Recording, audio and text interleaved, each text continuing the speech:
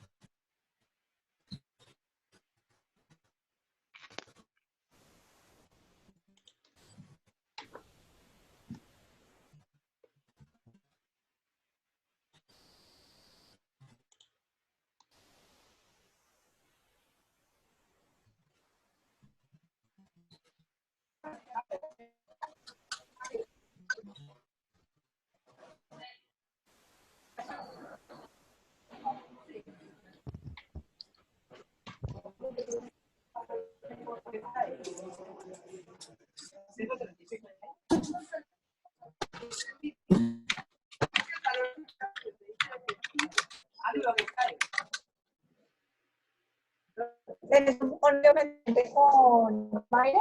¿Claro? A ver, ¿tenés un audio pendiente a Mayra? Ya.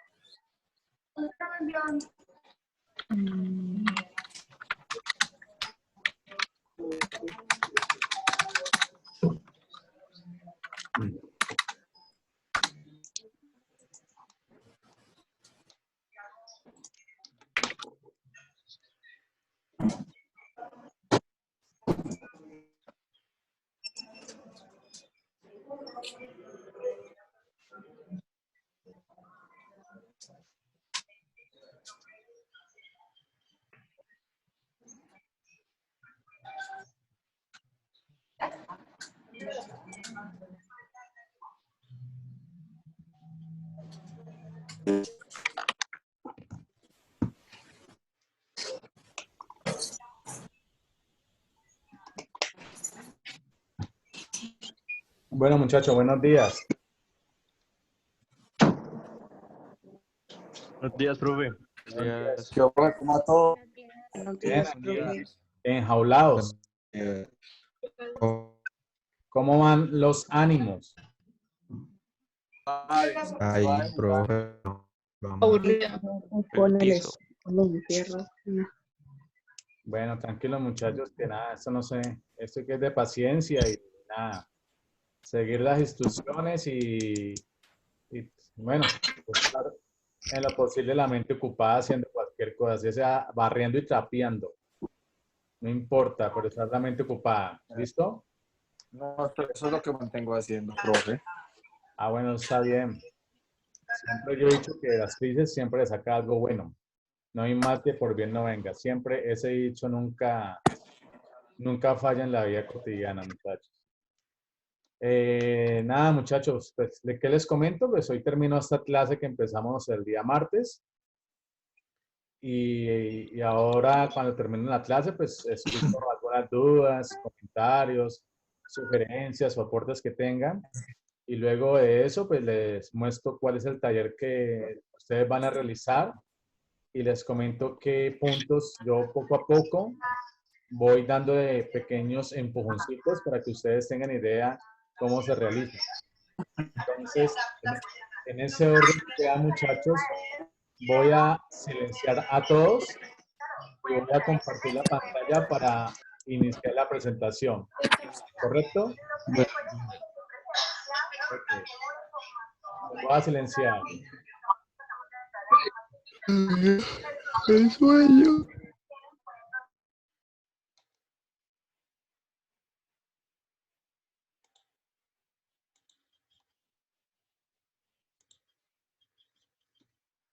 Bueno, muchachos, eh, como estábamos viendo en la clase pasada, la relación entre las economías de escala y la competencia imperfecta, y como les comenté anteriormente, pues como toda empresa, vuelvo y repito, que tenga una posición dominante en el comercio internacional, pues generalmente son empresas que tienden a ser una estructura de mercado de competencia imperfecta. Por eso la mejor estructura de mercado que me permite vincular esos dos conceptos, la competencia imperfecta y las economías de escala, pues obviamente la estructura de mercado monopólica, porque de alguna manera, pues todas esas empresas tienen una pequeña participación del mercado y por lo tanto, pues dicha situación genera que tienden a ser estructuras de mercado monopólica. Como les comenté anteriormente, de alguna manera, pues todas las empresas buscan maximizar el beneficio, es decir, de tener el máximo de ganancias o el máximo de utilidades. La microeconomía, por lo tanto, dice que si es una empresa monopólica, pues tiene que de alguna manera determinar cuál va a ser la producción que ellos van a generar en su empresa. Por lo tanto, la microeconomía expresa que debe existir, por lo tanto, un criterio para la maximización del beneficio para ese dicho de empresas. Y ese criterio para la maximización del beneficio es cuando el ingreso marginal es igual al costo marginal. Les recuerdo, compañeros, que el ingreso marginal pues, es el ingreso de vender una unidad adicional y el costo marginal es el costo de producir una unidad adicional. Por lo tanto, cuando el ingreso marginal es igual al costo marginal, van a determinar las cantidades máximas que va a producir. Y luego, pues, se necesita saber cuál es el precio que va a cobrar esa empresa en el mercado a esas cantidades producidas. Pues, por lo tanto, emplea la curva de la demanda. Y la curva de la demanda, pues ya saben, como ustedes lo saben en clases pasadas, toda empresa, principalmente la monopólica, se enfrentan a una curva de demanda con pendiente negativa. En ese orden de ideas, por lo tanto, pues recuerden la grafiquita.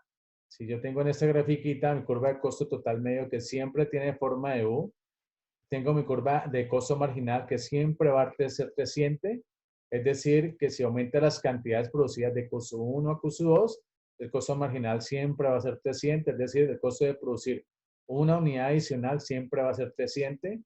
Esta sería mi curva de ingreso marginal que va a ser decreciente. Recuerden que el ingreso marginal es el ingreso de vender una unidad adicional y mi curva, entonces en este punto A, pues determinan donde aquí en este punto se intersecta la curva de costo marginal con ingreso marginal, determinan las cantidades máximas que se van a producir. Ahora necesita saber este monopolista, cuál va a ser el precio que va a imponer en el mercado para esas cantidades que va a producir. Pues se emplea la curva de la demanda. Y la curva de la demanda siempre pues, va a ser de un monopolista una curva de demanda con pendiente negativa. Por lo tanto, en este punto B, pues, va a ser obviamente el precio que va a cobrar este monopolista en el mercado para estas cantidades producidas. Como ustedes observan aquí en esta gráfica, compañeros, por lo tanto, observan que de alguna manera se va generando un área, ¿ok? Esta área que ustedes van a ver ahora, que se van generando o que se produce gráficamente, es lo que les expreso ahora. ¿Qué es? Pues esa área me determina, por lo tanto, es decir, esa área que está compuesta por el punto C, por el punto B, por el punto E y por el punto D, esta área donde el precio del monopolista es mayor al costo medio y se produce gráficamente esta área, pues esta área me va a ilustrar qué es el beneficio del monopolista. En otras palabras, esa área pues, determina el beneficio del monopolista que es mayor al costo medio. Es decir, el precio del monopolista siempre va a ser mayor al costo medio y se produce esta área. ¿Ok? Y esta área está compuesta aquí, obviamente, por este punto C, por este punto B, por este punto E y por este punto D. Se produce esta área. En ese orden de idea, muchachos, pues Por lo tanto, vuelvo y repito, esta área entonces viene a representar el beneficio del monopolista.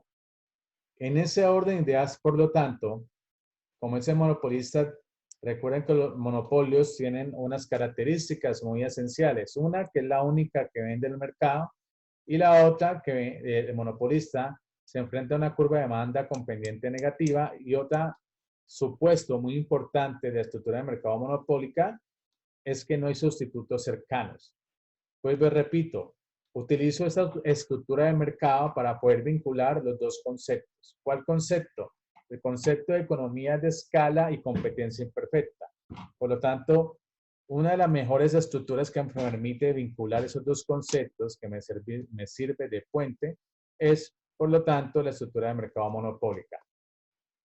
En ese orden de ideas, por lo tanto, muchachos, dice, bueno, plantea esta pregunta, ¿ok?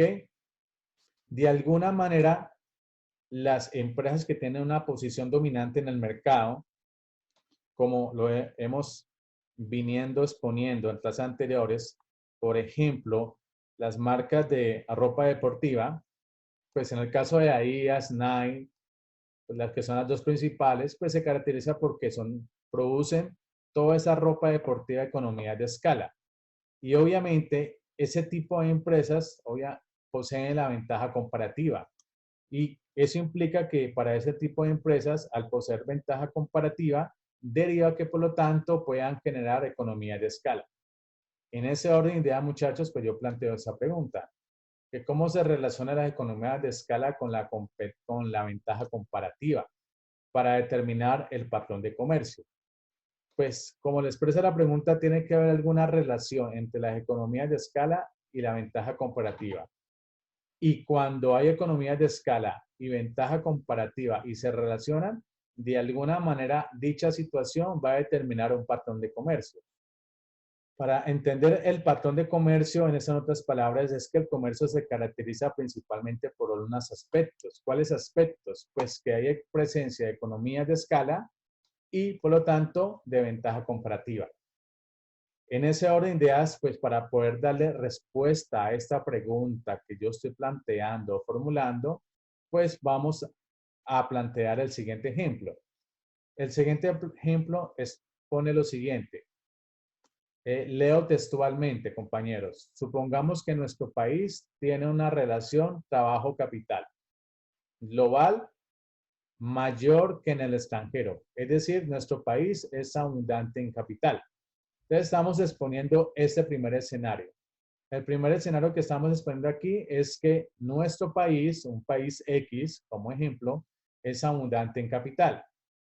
Y luego estamos exponiendo aquí que vamos a imaginarnos también que hay dos industrias.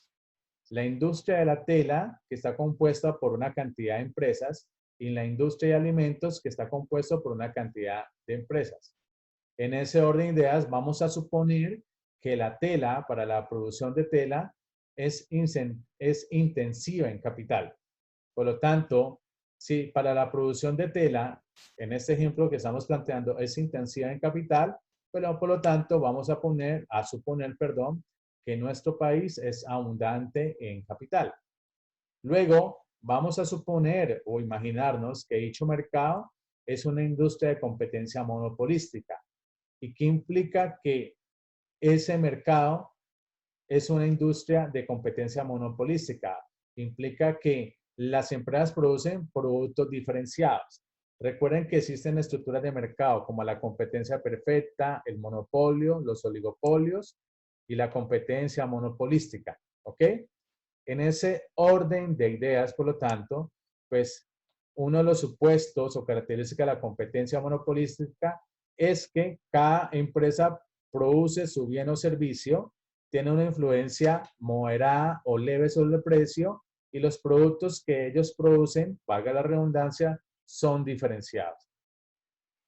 En ese orden de ideas, por lo tanto, si nuestro país es intensivo en capital y dicha situación implica que debamos producir tela y no alimentos, por lo tanto, con base en estos escenarios que estamos planteando, dice, por lo tanto, que debido a que nuestro país es abundante en capital y la tela obviamente es intensiva en trabajo, nuestro país tendría mayor oferta relativa de tela y por lo tanto exportaría tela e importaría alimentos. ¿Ok? Entonces, si estamos planteando este escenario, que nuestro país es abundante en capital y por lo tanto para producir tela se necesitan una cantidad determinada de trabajadores, eso implica que por lo tanto nos llevaría a que si poseemos la ventaja comparativa, recuerden, y si el precio externo es menor al precio interno, pues exportaríamos tela y por lo tanto importaríamos alimentos. Entonces, en este escenario que le están planteando aquí, compañeros, pues está planteando lo siguiente. En otras palabras, pues que si vamos a producir tela y se intensiva en mano de obra, pues exportaríamos ese bien e importaría alimentos de otro país. Por lo tanto, habría un intercambio de bienes y servicios. En ese orden de ideas, por lo tanto, aquí le muestra en resumen lo que estamos planteando anteriormente. La figura, la 6.6, dice que es el comercio en un mundo sin rendimientos crecientes. Recuerden, muchachos, en la clase pasada que en el largo plazo, las empresas toman decisiones en el mercado. En el largo plazo, por lo tanto, se determina que la función de producción solamente va a ser en función de dos factores, capital y trabajo. Y que por lo tanto, en el largo plazo, las empresas les permiten modificar tanto las unidades de capital como las unidades de trabajo. Y recuerden que en el largo plazo, la función de producción genera tres tipos de rendimientos. Rendimientos crecientes, constantes y decrecientes. Por aquí estaba planteando un comercio sin rendimientos crecientes. Es decir, que no se genera ningún tipo de rendimiento, ¿ok? De los que acabo de expresar. En ese orden de ideas, por lo tanto, si estamos planteando aquí un comercio en un mundo sin rendimientos crecientes, eso implica que en ese mundo sin economías de escala, habría un simple intercambio de tela por alimentos. Si no hay rendimientos, no hay economías de escala. Y por lo tanto, si no hay rendimiento y no hay economías de escala, dicha situación implica que solamente habría un simple intercambio de tela por alimentos. Como ustedes lo observan aquí, en la grafiquita o en la imagen, si nuestro país es abundante en capital y va a producir tela, y el otro país extranjero es abundante en trabajo y va a producir alimentos, pues por lo tanto nosotros exportaríamos tela, ¿ok? Y el otro país nos exportaría alimentos. ¿Qué quiere decir en otras palabras? Pues valga la redundancia. Si vamos a producir tela, pues obviamente vamos a exportar tela al país extranjero. Y si el país va a producir alimentos, porque lo que tiene de abundante es la mano de obra, por lo tanto nos va a exportar alimentos. En otras palabras, esta exportación de alimentos para este país, para nosotros sería una importación de alimentos. Y esta exportación de tela de nuestro país, para el país extranjero sería una importación de tela. En ese orden de ideas, por lo tanto, muchachos, dice lo siguiente, pues en ese mundo, sin economías de escala, habría un simple intercambio por tela por alimentos. Estamos planteando aquí el escenario, muchachos, de que no hay rendimientos de escala, no hay rendimientos crecientes, y si no hay rendimientos crecientes, por lo tanto, no hay presencia de economía de escala. En ese orden de ideas, pues habría un intercambio simple por tela por alimentos. Voy a tomar agüita, muchachos.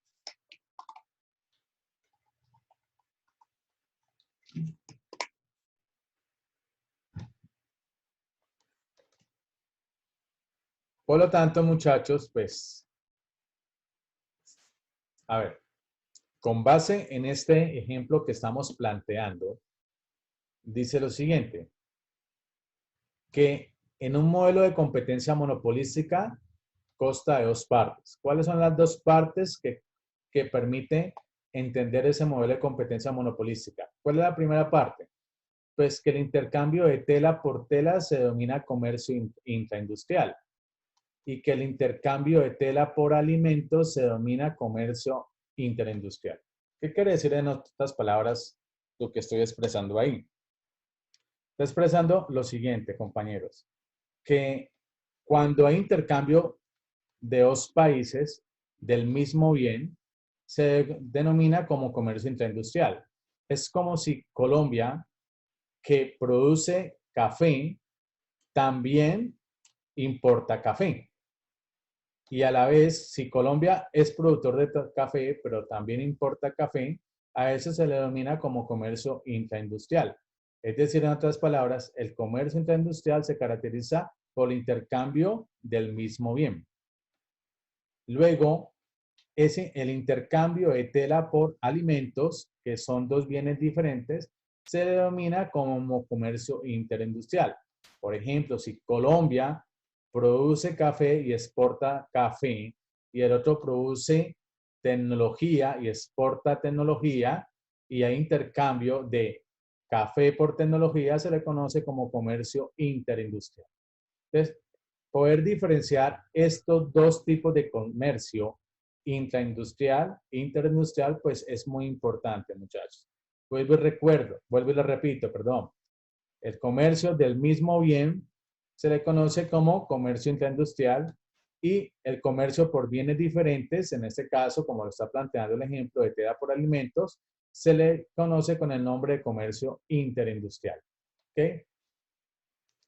En ese orden de ideas, por lo tanto, muchachos, vamos a hacer lo siguiente. Entonces, miren el siguiente gráfico. Entonces, lo vamos a explicar, o lo voy a explicar muy detalladamente y muy lentamente para poder entender ese comercio intraindustrial y ese comercio interindustrial. ¿Listo? Entonces, la figura 6.7 pues muestra ese tipo de comercio. El comercio con rendimientos crecientes y competencia monopolística. Miren que este tipo de comercio ya tiene que haber presencia de rendimientos crecientes. Recuerden que los rendimientos crecientes se generan siempre en el largo plazo. Y los rendimientos crecientes implica que, por lo tanto, que cada trabajador adicional va a aumentar la producción en una mayor medida. Y dicha situación implica que si cada trabajador adicional va a aumentar la producción en una mayor medida, pues se necesitan menos trabajadores para aumentar la producción. Y si se necesitan menos trabajadores para aumentar la producción, pues dicha situación implica que la empresa se va a enfrentar a costos adicionales o a costos marginales decrecientes. En ese orden de ideas, por lo tanto, si hay rendimientos crecientes y por lo tanto el tipo de comercio es por una estructura de mercado de competencia monopolística donde hay presencia de crecimientos crecientes. Por lo tanto, si los textiles son una industria de competencia monopolística, nuestro país y el extranjero producirán productos diferenciados. ¿Ok?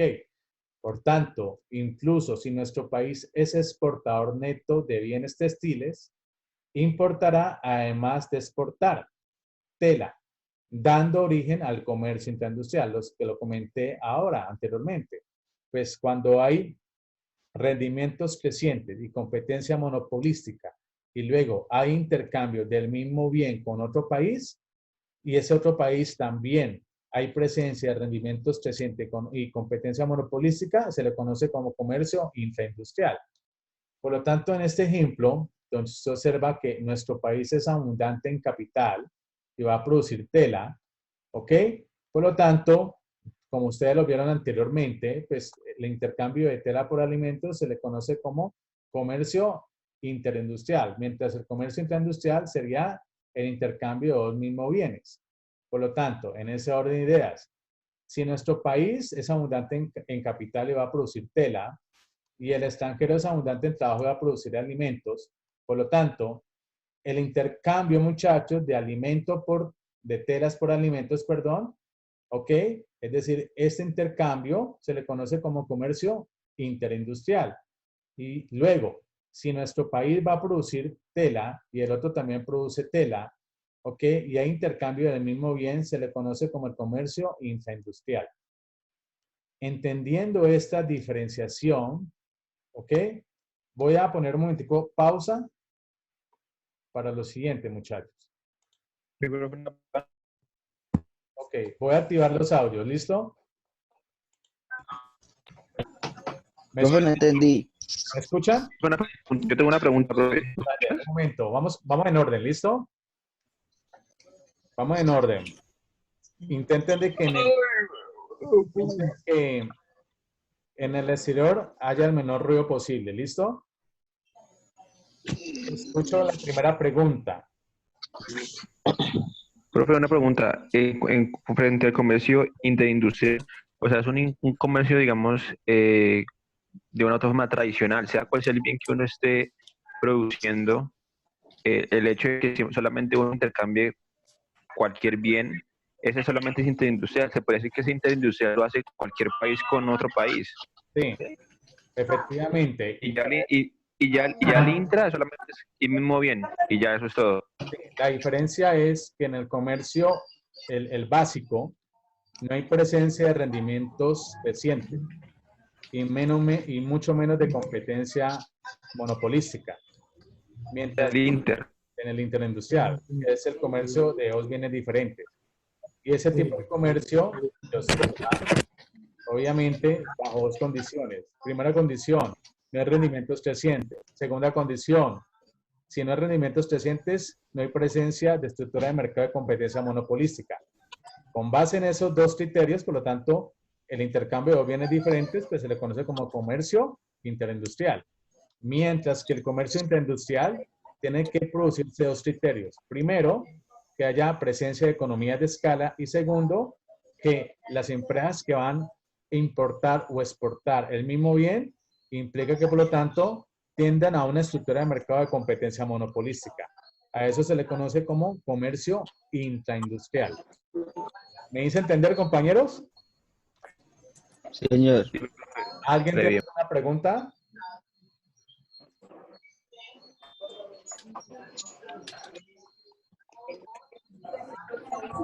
¿Alguien tiene alguna pregunta, compañeros? Ok, usted listo. Usted verá. Sigo la presentación, la voy a compartir de nuevo, compañeros, para poder fluir la clase. ¿Listo? Bueno. Claro, la segunda sí tiene 49-21. La segunda Hola. sí tiene. Bueno. No, pues la segunda sí. Por conecta. Bueno, muchachos. Dice lo siguiente. Retomando, pues, entendiendo ya la diferencia entre el comercio interindustrial y el comercio intraindustrial, que el comercio interindustrial es el intercambio de bienes diferentes y el comercio interindustrial es el intercambio, es decir, la importación o la exportación de bienes iguales, pero siempre y cuando haya presencia de rendimientos crecientes y de competencia monopolística. En ese orden de ideas, por lo tanto, compañeros, dice lo siguiente, que ¿por qué es importante el comercio intraindustrial? ¿Cuáles son los argumentos para poder entender la importancia de este comercio? Pues dice lo siguiente, compañeros, para poder entender esa importancia, me expresa que aproximadamente la cuarta parte del comercio mundial es un comercio intraindustrial. ¿Qué me está indicando? Que casi la mayor parte del comercio, del 100% del comercio, una cuarta parte de ese comercio se caracteriza por ser comercio intraindustrial. Es decir, pues consiste en intercambio de bienes en doble sentido dentro de las clasificaciones industriales. En otras palabras, lo que me está planteando aquí es que la gran mayoría o el patrón de comercio que uno observa generalmente es un tipo de comercio intraindustrial. Y ese tipo de comercio intraindustrial es por unas empresas que tienden a ser monopolísticas y por lo tanto generan constantemente rendimientos crecientes y economías de escala. En ese orden de ideas, pues el comercio intraindustrial, como lo expresa aquí, pues obviamente va a desempeñar un papel importante en el comercio de bienes manufacturados, principalmente, entre las naciones industrializadas avanzadas. que constituye la mayor parte del comercio mundial. Como ustedes ya lo saben, la mayor parte del comercio industrial se caracteriza por las naciones industrializadas, es decir, las economías desarrolladas como los Estados Unidos, Inglaterra, Francia, Alemania. Ese tipo de países se caracteriza por que su producción es a economías de escala y rendimientos crecientes, y la mayoría de las empresas tienen una posición dominante en el mercado, lo que implica que si tienen una posición dominante en el mercado, tienden a ser una estructura de mercado monopólica. En ese orden de ideas, por lo tanto, dice, pues uno observa aquí un índice que me permite determinar o establecer de alguna manera el patrón de comercio intraindustrial en la industria estadounidense. Usted observa, por ejemplo, en el caso de los Estados Unidos para el año 93, que casi el 100% de la producción de químicos inorgánicos se caracteriza por ser un comercio intraindustrial. Luego sigue obviamente recuerden que los índices van de 0 a 1. Más cercano a 1 hay una mayor concentración o es mayor el índice. Si es más cercano a 1 implica o indica que hay mayor comercio intraindustrial. Si es más cercano a 0, indica que por lo tanto hay menor comercio intraindustrial. Ustedes observan este índice, muchachos. Miren este tipo de bienes. Maquinaria eléctrica. Se caracteriza principalmente en los Estados Unidos por un comercio intraindustrial. Pero ustedes ven el caso de los textiles y calzado. Como el índice más cercano a 0, se caracteriza más por un comercio interindustrial. En ese orden de ideas, por lo tanto, vamos a lo siguiente. Planteo el siguiente escenario. Ya entendiendo la diferencia entre el comercio intraindustrial e interindustrial, pues me expresa que ese comercio intraindustrial, pues es la fuente dominante de ganancia en el comercio. Claro, porque es que el comercio intraindustrial, que se caracteriza por la presencia de economías de escala y rendimientos crecientes, pues les permiten a esas empresas dominantes tener mayores ganancias en el comercio. ¿Por qué se produce dicha situación? Primero, si los países son similares en sus ofertas relativas de factores, por lo que habrá mucho comercio interindustrial. Y segundo, cuando las economías de escala y la diferenciación de productos son importantes, por lo que las ganancias derivadas de mayores escalas y de mayores posibilidades de lesión son grandes. Entonces, en otras palabras, lo que me está planteando aquí en esta redacción, muchachos, es que prácticamente la que tiene mayores posibilidades de ganancias en el comercio, pues es el comercio intraindustrial.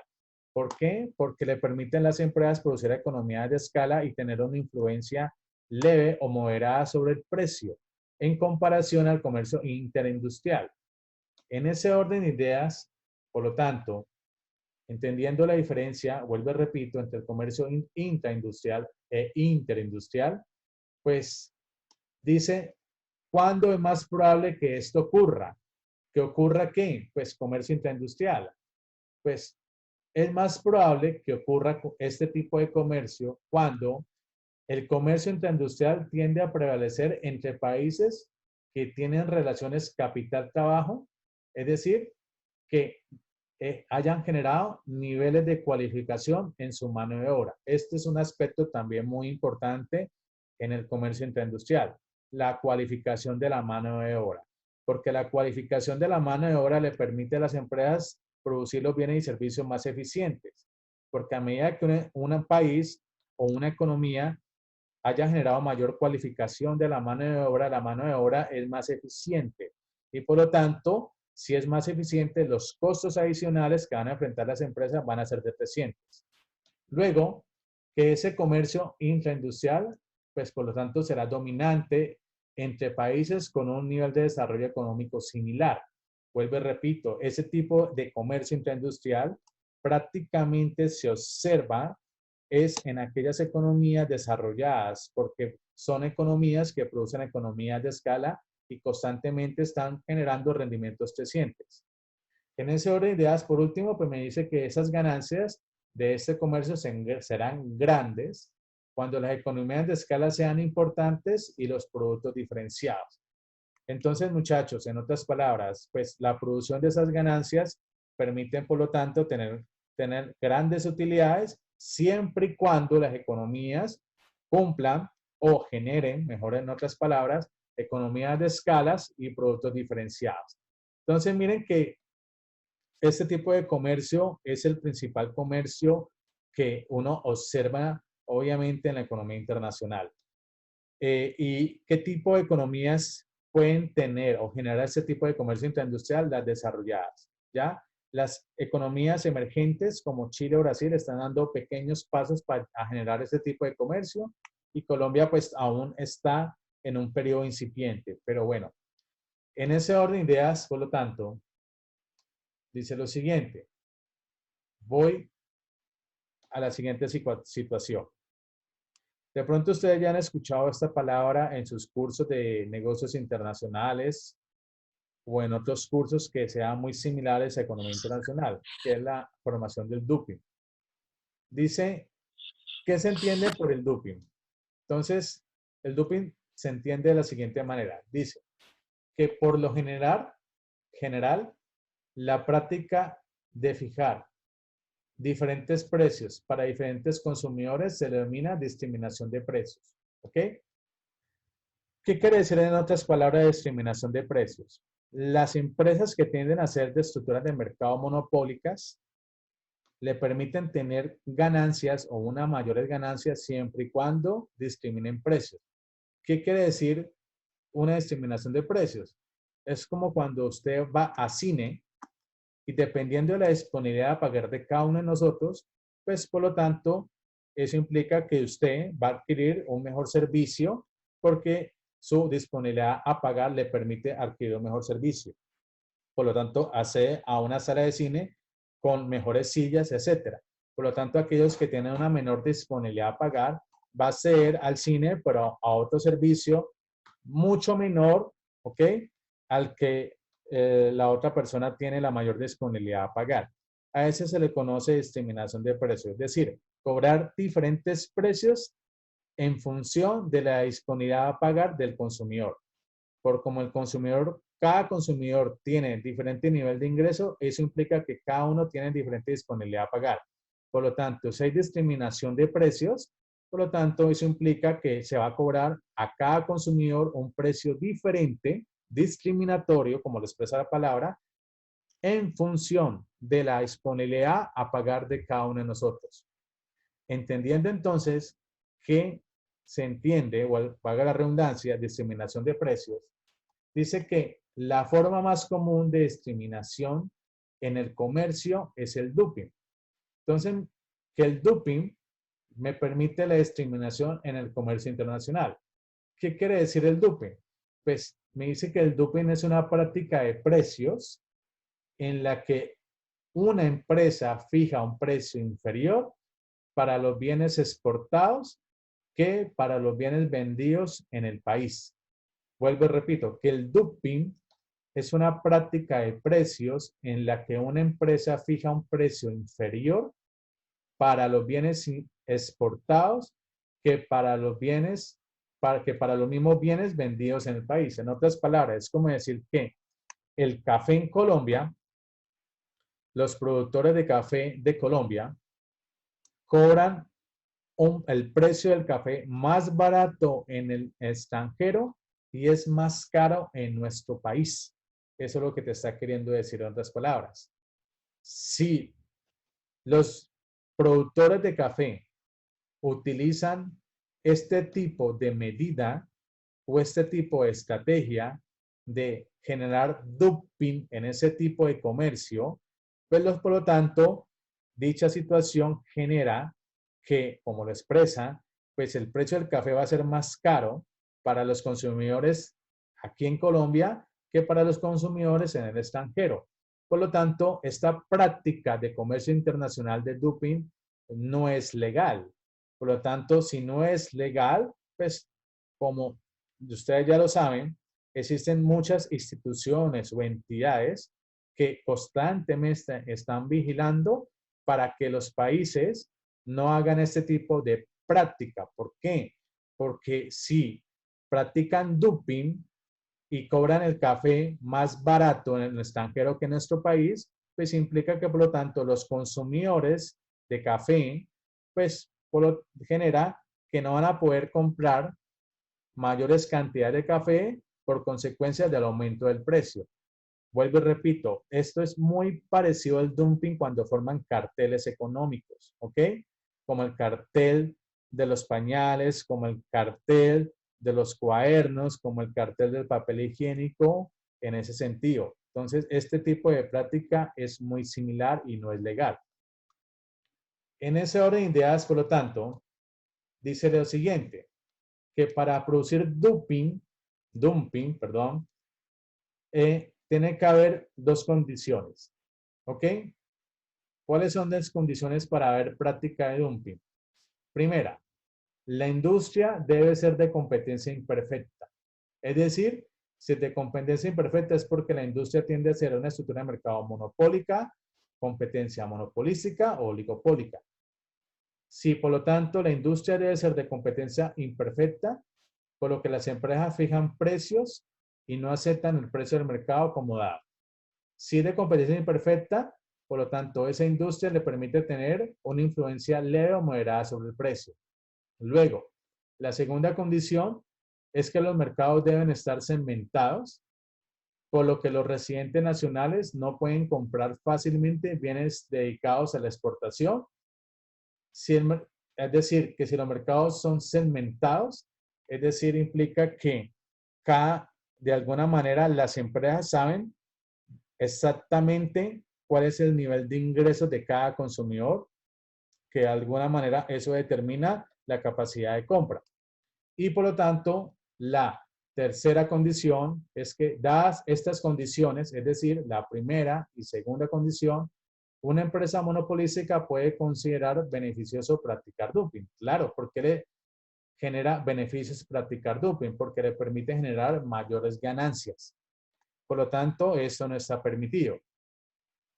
En ese orden de ideas, por lo tanto, muchachos, no voy a explicar esta gráfica porque si no nos enredamos y no incluye la clase, pero entonces para ir terminando y ahora explicarles el taller, en resumen, muchachos, pues va a explicar esta partecita, en resumen ya la clase del día martes y el día de hoy. Dice, desde hace algunas décadas se observa la presencia muy significativa de intercambios comerciales de productos de la misma actividad o industria entre países similares. A este comercio se le denomina comercio intraindustrial y es difícilmente encajable a las explicaciones de comercio basadas en aprovechar diferencias. Luego, como resumen, para ir terminando, generalmente las economías de escala llevan a las rupturas de la competencia perfecta, por lo que el comercio en presencia de economías de escala debe ser analizado utilizando modelos de competencia imperfecta. Dos importantes modelos de este tipo son la competencia monopolística y el modelo del dumping. El comercio internacional permite la creación de un mercado integrado que es más grande que el mercado de cualquier país. Y así se hace posible ofrecer simultáneamente a los consumidores una gran variedad de productos y menores precios. Por lo tanto, el dumping, como lo acabo de expresar, se produce cuando una empresa monopolística fija un precio menor para sus exportaciones que para las ventas en el mercado nacional. Entonces, esto es prácticamente el resumen de la clase del día martes, el día de hoy. Listo, muchachos, voy a dejar de compartir y voy a activar los audios para escuchar. Por lo tanto, si tienen alguna duda al respecto. ¿Cómo vas? ¿Me escuchan? Dúa y Lux. Muchachos, ¿me escuchan bien? Sí, profe, bien. Nítido, profe. Daniel. Y estoy muy orgullosa de ella. Pero digo aquí delante de todo el mundo. Profe, ya no se sigue viendo la novela, hombre. ¿Quieres meterse con alguien? Traten de que no haya Una nota amarillita, perfecto, yo se las puedo dar. ¿Pueden apagar la novela, por favor? Eso, traten de hacer. Muchachos, pregunta, ¿alguien tiene alguna duda? Sí, sí, profe, yo tengo, digamos, Dime. una duda en el tema del monopolio. Un momento. Si se baja la cantidad de unidades producidas, Porfa, el que está escuchando la novela, puede silenciarlo, no dejan escuchar. La persona de la novela, por un momento, María Paula está en la novela. No hay peor puta que la arrepentida. ay, ¿Quieren saber algo? Jamás me he arrepentido de nada. Pues sí, Lo profe. Que todos apaguen el audio y el que vaya a hablar o pregunte que lo active y ya. puta que la arrepentía. Ay, no. bueno, ahí pasó. Ah, no, deje de ver Facebook. Que se note que somos de la autónoma, por favor. ¿Listo? profe, listo. Vea. Dale. Mi duda es que si en el monopolio se bajan las cantidades, digamos, vendidas, también se puede bajar el precio. Dale. Ajá, sigue. ¿Sí? No, es eso. Sí, es porque Dale. decían que entre mayor, pues el monopolio, los efectos que tiene es que entre mayor, digamos, cantidades, va a ganar más, ¿cierto? Y en el efecto del precio, o sea, se reduciría. Y si ponemos que las cantidades se reduzcan y el precio también, ¿eso es posible? Sí es posible porque recuerden que los monopolios, como tienen una posición dominante para ellos tener mayores ganancias, aumentan el precio para reducir la producción. Por eso, la curva de oferta de un monopolista se traslada mejor a una curva de demanda. En otras palabras, la curva de oferta de un monopolista se observa mejor en la curva de la demanda, porque un monopolista nunca se va a enfrentar a una curva de oferta con pendiente positiva. La curva de oferta de un monopolista es a la vez la curva de la demanda con pendiente negativa. En ese orden de ideas, por lo tanto, pues si el monopolista desea ser benevolente o generoso, va a bajar el precio para aumentar las cantidades producidas. Pero recuerden que los monopolios constantemente están restringidos. Es decir, generalmente los monopolios deben ser ejercidos por el Estado.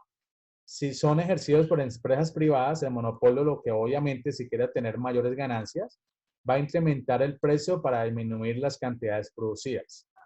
Pero obviamente, como están restringidos por el Estado y hay una alta vigilancia por ese tipo de estructura de mercado, pues los monopolios gradualmente tienen que bajar el precio para aumentar las cantidades producidas. En otras palabras, los monopolistas tienen que producir unas cantidades socialmente eficientes. ¿Qué quiere decir socialmente eficientes? Que independientemente de la disponibilidad a pagar de cada uno de nosotros, podamos acceder a ese bien que produce el monopolista. ¿Me hice entender con la respuesta, compañero? Sí, profe, muchas gracias. Ok, gracias. Gracias a ti. ¿Alguien tiene otra pregunta? Profe, mi pregunta es respecto al taller. Ah, bueno. Pero apenas la va a Profe, compartir. Profe, yo Bueno, tengo profe. una duda acerca del dumping. Dime. Pues es que no entendí bien, o sea, ¿eso es cuando cada consumidor tiene diferente disposición de pago o es más que todo las empresas? No, a ver, me explico. El dumping es como similar cuando las empresas, que son pocas empresas y cada empresa tiene una posición dominante, en algún momento del mercado se unen para generar un cartel.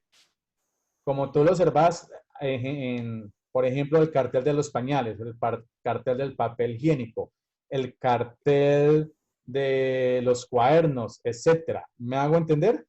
Entonces, Sí, señor. si forman ese tipo de carteles para ellos incrementar el precio y bajar las cantidades producidas, eso implica que reduce el nivel de bienestar de la población. ¿Ok? Porque no todos tenemos la disponibilidad a pagar al nivel de precios que ellos impongan. por eso digo que de alguna manera el dumping es muy equivalente a los carteles. Por lo tanto, cuando hay presencia de dumping, por eso planteo el ejemplo, es como si Colombia, y pasa a veces, que es productor y exportador de café, pero el precio del café es más barato en el extranjero que en nuestro país. Es como decir que el precio del café en el extranjero vale 50 centavos de dólar y en nuestro país vale 10 dólares. ¿Me hago entender? Entonces, dicha situación implica que todos esos productores de café están en la práctica del dumping. Por lo tanto, es una práctica no legal, es ilegal. ¿Por qué? Porque no puede ser coherente que si somos productores de café y a la vez exportamos café, el precio del café sea más barato en el extranjero que en el mercado nacional. Lo ideal es que sea más barato en el mercado interno que en el mercado externo. ¿Me hago entender? Profe, entonces es parecido como cuando entró la empresa Argos. Sí, ajá. Es muy semejante. ¿Ya? Que el precio del cemento es más caro en nuestro mercado que en el precio extranjero. ¿Ya captas la idea? Sí, sí, señor. Eso es una práctica de dumping. Por eso es una práctica de dumping, es muy similar a una práctica de un cartel. ¿Ya? Como el cartel de los pañales, el cartel del papel higiénico, de los cuadernos, que no son prácticas adecuadas, porque obviamente no todos tenemos la disponibilidad a pagar de ese bien, que son generalmente de primera necesidad. Entonces, no es coherente que el precio del café sea más barato en el extranjero que en nuestro país. Lo ideal es que sea más barato en nuestro país y más caro en el extranjero. Pero ¿por qué hacen ese tipo de práctica? Porque ellos saben, esos productores de café, como son los únicos productores de café, por lo tanto entienden que tienen una posición dominante y si tienen una posición dominante, indican que por lo tanto, con esa posición dominante, son de alguna manera unos monopolistas que les permite tener una influencia sobre el precio. Por eso hacen ese tipo de práctica. ¿Me hice entender, compañera? Sí, señor. Ok, mil gracias. Gracias. Gracias, con gusto. ¿Alguien tiene otra pregunta? Profe, una duda respecto al taller, ¿cuántas personas, pues para cuántas personas es en parejas o en grupos? Como lo veníamos manejando cuando estábamos en la parte presencial, en 4, grupos de 4 o 5 personas. Ustedes ya saben manejar esta plataforma Zoom y bueno, y lo van desarrollando en el transcurso de esta semana para que me lo envíen a mi correo institucional en formato PDF o en formato Word. ¿Listo? Ustedes se unen pues, según sus gustos y sus preferencias ya vía virtual. No, ¿Listo? bueno, profe, gracias. Bueno, va a compartir el taller. ¿Ok? Profe, por último, que pena molestarte, ¿no? Es que la verdad no me acuerdo cuál es tu correo, profe. ¿No lo puedes escribir en el chat? Por favor. Ya voy. Profe, otra pregunta, ¿para cuándo sería la fecha de entrega? El próximo martes.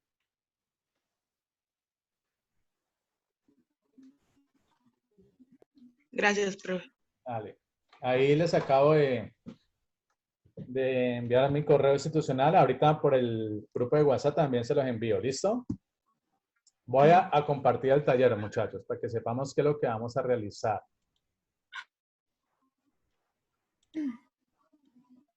No se asusten. ¿Listo? Entonces, este es el taller, muchachos. Un grupo de 4 o 5 personas. Ustedes se conectan. En fin. Te leo las primeras preguntas del taller, muchachos. Dice lo siguiente. Primera pregunta. Considere los artículos importados que llegan a su consumo por vía de comercio internacional. Y evalúe cuáles proceden de comercio intraindustrial y cuáles de comercio interindustrial. Por ejemplo, el consumo de café. Intentemos de intuir el consumo de café en nuestro país. ¿A cuál se aproxima más? ¿A un comercio intraindustrial o un comercio interindustrial? Industrial, ¿no? Intra, ¿no? Entonces, bueno, vamos a deducir. ¿Listo? Traten de buscar información para poder ustedes determinar si el consumo de café a cuál tipo de comercio. El de ropa. Inter. Puede ser electrodomésticos. Inter, ¿no? Inter. Carburantes, como gasolina, petróleo, etcétera. Intra. Intra. Y luego, bueno, de transporte. Segunda, elabora un cuadro donde se observe las principales diferencias del comercio inter e intraindustrial. Tercera, de qué manera la competencia monopolística se asemeja al monopolio. A, en qué se diferencia la competencia monopolística al monopolio. B, por qué la diferencia entre la competencia monopólica y monopolio es importante para el bienestar del consumidor en el comercio interindustrial. Te estoy planteando estas dos preguntas. Cuarta, ¿cómo se produce el dumping en el comercio internacional y qué efectos produce? Bueno, eso ya es una cuestión teórica. ¿Ok? Y la quinta está compuesta ya por punto A, punto B y punto C. Entonces miren que ya le meto unas ecuacioncitas para poder entender. Entonces leo el punto quinto A. Dice, una empresa competitiva que intercambia bienes y servicios con otros países tiene la siguiente función de costos definida por los costos totales van a ser igual a 2x cuadrado más x más 3. Luego me dice, si el precio de venta del producto es P igual a 5, es decir, que el precio de venta es de 5 pesos, primero, calcule la cantidad que producirá la empresa. Segundo, obtenga el beneficio conseguido por la empresa e interprete el resultado. Entonces, vamos a ver, muchachos, si ustedes la captan. Primero, esta es una función de costos. ¿Ok? Alguien en el chat. No, perdón, muchachos. Están hablando allá a un monitor de la UAM. Yo tengo una función de costos totales. Ustedes ya saben que los costos totales de una empresa de cualquiera son iguales a los fijos más los variables. ¿Ok? Si esa función de costo está compuesta por 2x cuadrado más x más 3, yo voy a derivar esta función. Esta función. ¿Cuál será la derivada de 2x cuadrados? 4x más 1, ¿no? 2x cuadrado. La derivada de 2x cuadrado. Ajá. Solamente la derivada de 2x cuadrado. 4x. 4x. Ajá. La derivada de x, que es una variable. 1. La derivada de x, 1. Listo. 1. Ajá. Y la derivada de 3, ¿cuánto es? 0. 0, porque Cero. es una constante. Entonces, cuando yo derivo esta función de costo total, estoy hallando el costo marginal. ¿Me hago entender? ¿Cómo? Vuelvo y repito.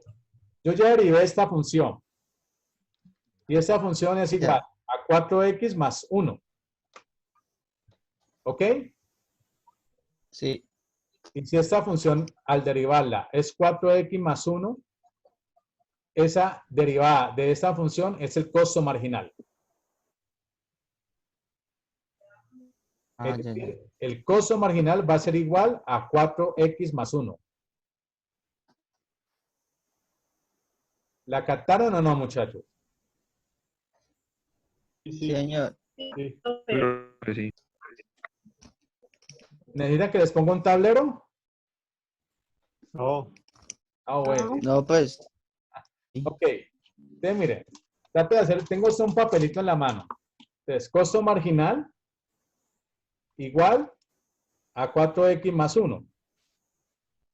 ¿Listo? Señor. Sí, profe. Ok. ¿Por qué 4x más 1? Porque la derivada es 2x cuadrado más x más 3. Listo. Se me dicen que el precio de venta es igual a 5. Es decir, que el precio que va a imponer esta empresa es de 5 pesos. Pero me está diciendo que es una empresa competitiva. Es decir, que si es una empresa competitiva, es, en otras palabras, una estructura de mercado de competencia perfecta. Y si es una estructura de competencia perfecta es porque hay muchos compradores y muchos vendedores. Y, por lo tanto, ningún vendedor tiene una influencia sobre el precio.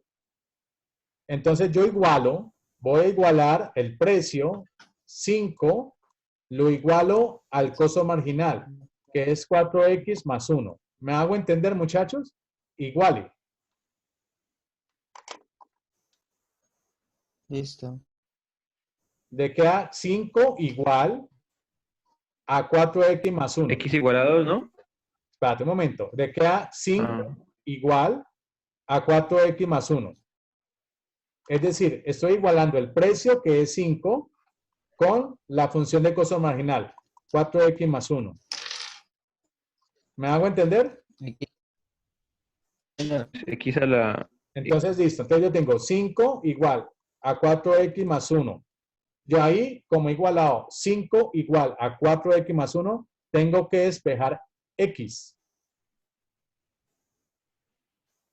¿Cómo queda? Quería 4 sobre 4. 4X igual. ¿Cómo sería? Igual a 1. 4X igual a 4 igual a 4X. Ajá. Ajá, 4X. Y después quedaría 4 sobre 4 igual a X y X. X igual a 1. X daría 1. Ok, entonces X igual a 1, al de ser ese despeje. Por lo tanto, X igual a 1 sería la cantidad que va a producir esa empresa que pertenece a la competencia perfecta. ¿Me hago entender? Es decir, que ahí he calculado la cantidad que va a producir esa empresa. ¿Cuántas cantidades va a producir? Una unidad. ¿Me hago entender, compañeros? Una unidad a ese precio. Sí, a ese precio. A un precio de 5 pesos va a producir una unidad. Entonces, ese X igual a 1 es el punto A. He calculado la cantidad que va a producir. Luego me dice en el B que obtenga el beneficio. Y recuerden que el beneficio es igual al ingreso total menos costo total. Traten de tener un lapicito ahí con una hojita. Beneficio, ingreso total menos costo total. Yo ahorita más tarde hago un pequeño video sobre esto y se los comparto. Beneficio igual a ingreso total menos costo total. ¿Listos? Sí, señor. Ok. Ahora, recuerden que el ingreso total es el precio por la cantidad. Si el ingreso total es igual al precio por la cantidad, ¿de cuánto es el precio? 5. ¿Me hago entender? Sí. Por la cantidad. ¿De cuánto es la cantidad? 1. 1. Listo. 1. Entonces el ingreso total sería igual a 5. ¿Sí o no? 5. Ajá. Entonces voy a hallar los beneficios. Si los beneficios es igual al ingreso total, entonces 5 menos el costo total, ¿cierto? Menos Señor. Entonces, ahora... Ve, profe. Dime. Pero entonces... no, damos un... ¿Perdón? Ya. No, sigue.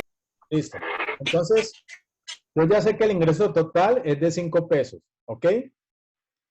Y los beneficios son la diferencia entre el ingreso total menos costo total. Ahora, si yo vaya a los beneficios, que es lo que me pide el punto 2, yo sé que el ingreso total es de 5 pesos, menos el costo total. Entonces, menos, tienen que abrir corchetes. ¿Ok? ¿Cuál es el costo total? Pues toda esta función. Entonces sería 2, abro paréntesis, 1 al cuadrado, porque ¿cuánto vale X? 1. ¿Sí? Ya lo calculamos. O sea, quedaría 6. Más X, que es 1, más 3. Entonces sería igual. 5. Entonces, 1 al cuadrado es 1. Por 2, 2. ¿Sí o no? ¿Estamos? Sí. Más 1. Sí, más 1, 3 más. Más 3, 6. ¿Ok? 6. ¿De cuánto sería el beneficio? ¿De 6? No, Pues menos 1. menos. Menos 1. ¿Menos 1? Claro. Es 5 menos 6, ¿cuánto es? Menos 1. Menos Menos 1. Menos 1. 1. Es decir, ¿qué quiere decir en otras palabras lo que acabamos de Pérdida. hacer en ese punto? Que producir la primera unidad no tiene beneficio, sino que tiene ¿qué? Está obteniendo ¿qué? Una pérdida. ¿Pérdida de Pérdida. cuánto? Pérdida. Menos 1. Menos un peso. ¿Ok? Es decir, que producir la primera unidad le va a generar pérdida de menos un peso. Me hice entender, compañeros, a pesar de toda esta dificultad, pero me he hecho entender. Sí, señor. Ok, muchachos. Listo. Sí, Entonces, en el transcurso del día, muchachos, voy a hacer algún videíto para que para ver cómo se realiza el punto B y el punto C. ¿Listo? Y pero consulta, siempre cuando tenemos un total, siempre hay que derivarlo para sacar el costo marginal y ahí ya claro. hacer lo demás. Sí, compañero. Siempre que derivamos, está pasando un maldito perro, lo va a matar, mentiras. Siempre que derivamos esta función, al derivarlo, bueno, madre, que le caiga coronavirus con cáncer y sida. Bueno. Bueno. No. Siempre que vamos a derivar esta función, al derivarle es el costo marginal. ¿Estamos? Como en el quinto, muchachos. Miren el quinto C. Aquí. ¿La ven? La estoy resaltando. Sí, pero sí. Esto tengo que derivarlo. Esta función de costo total es igual a Q al cuadrado sobre 2 más 5Q más 5. Al derivar yo esto, es el costo marginal. ¿Ok? Igual que en el cuarto B. Al derivar esa función, 2Q al cuadrado más 100 es el costo marginal. ¿Ok? Entonces vuelvo y repito. Estos puntos B y C, voy a hacer unos videitos y se los comparto para que usted tenga un pequeño empujoncito para irlo que usted luego desarrollando hasta el final. Entonces, por ahora, muchachos, vayan resolviendo los demás puntos, ¿ok? Estos demás puntos. ¿El taller llega hasta el 5C o hay más? ¿Perdón? ¿El taller llega hasta el punto 5C o hay más? No, hasta el punto, son hasta el quinto C.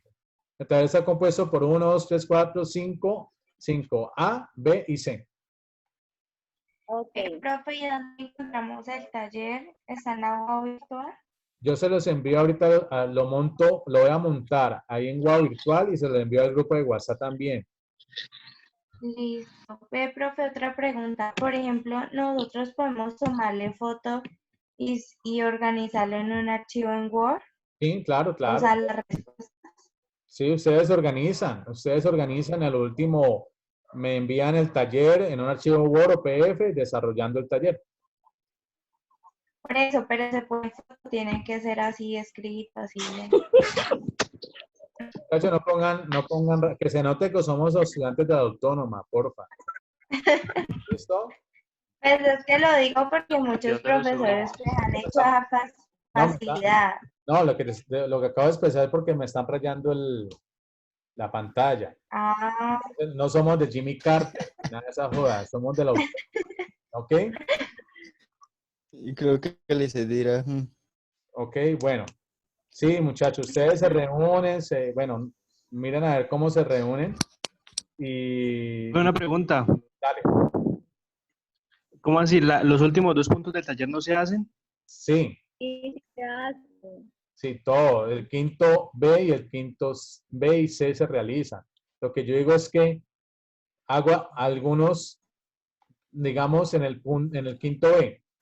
Porque le preguntan, calcula el precio y la cantidad y el máximo beneficio del monopolista. Entonces, yo voy a hacer un videito más tardecito para explicarle a ustedes cómo se hace este punto B. Haciendo este punto B, pues a usted le queda de alguna manera alguna información para poder realizar el punto C. ¿Estamos? Listo. Ok. ¿Qué más? ¿Perdón? ¿Quién desarrolla? ¿Dónde vamos a montarlo? No le escucho bien, qué pena. Que ella está diciendo que el taller a dónde se monta, es al correo que se manda. Al correo mío, ¿Dónde se sube?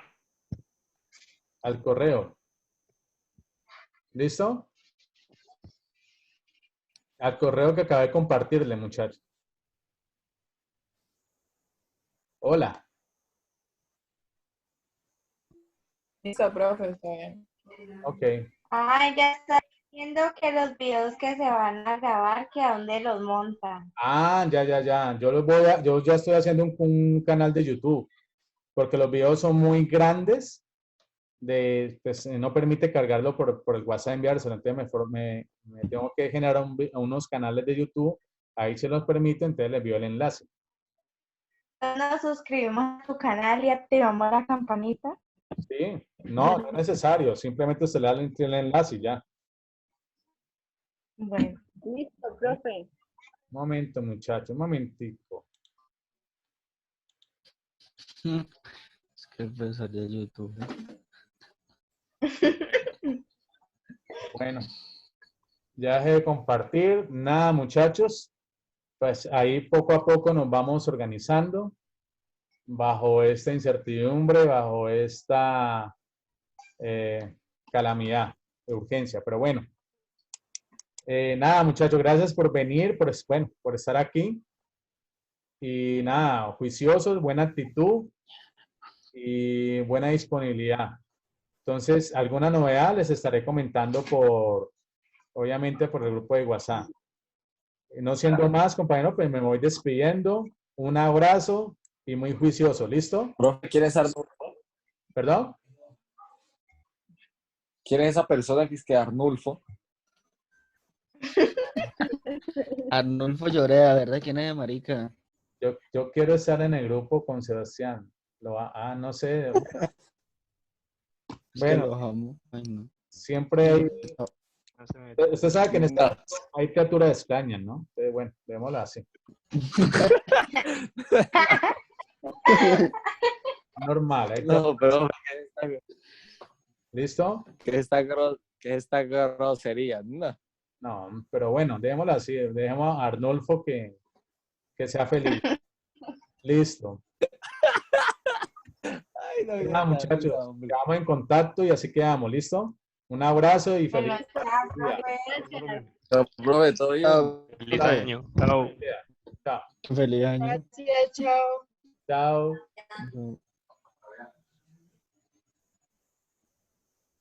Sí.